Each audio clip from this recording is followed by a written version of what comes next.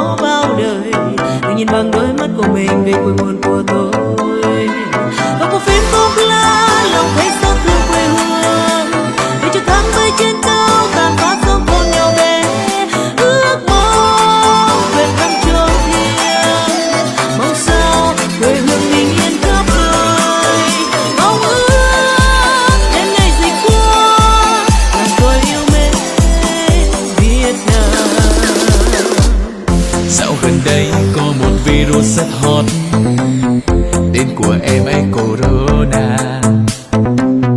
Bao ngày qua em tạo ra bao sóng gió, đang bình yên bỗng chợt thoát ra.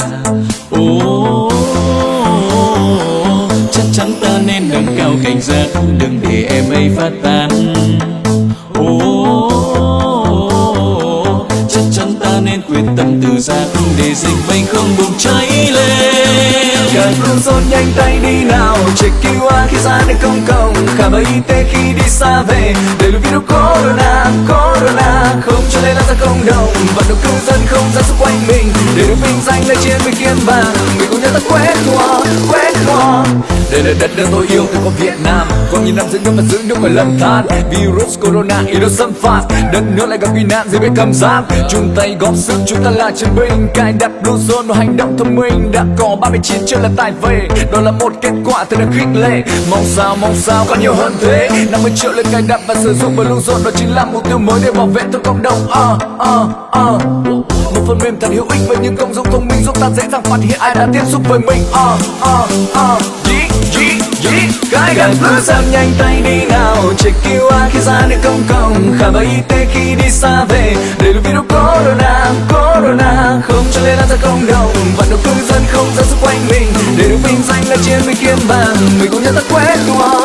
Từ người bác sĩ luôn hết lòng, từ người công nhân hay dân văn phòng, người dân nơi đâu cũng luôn sẵn lòng. Việt Nam ta quyết thắng với dịch, hôm nay ta sẵn sàng thì ngày mai ta luôn vững vàng. Dù gian nan như con thì không màng, Việt Nam ta quyết thắng với dịch.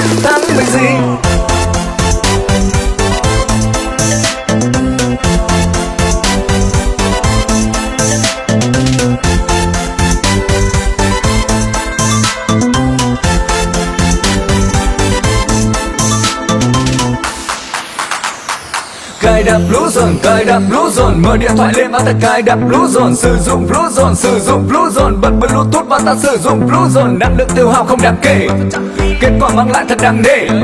Khoanh vùng và truy vết thần táo, đúng người đúng nơi đúng thời điểm nào.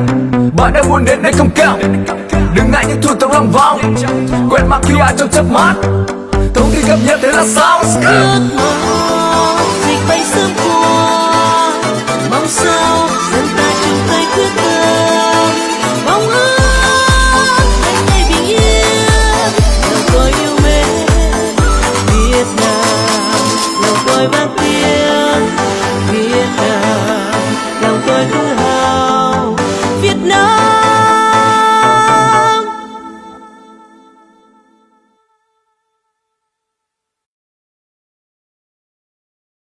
Dồn nhanh tay đi nào, check QR khi ra nơi công cộng, khai báo y tế khi đi xa về, đẩy lùi virus corona.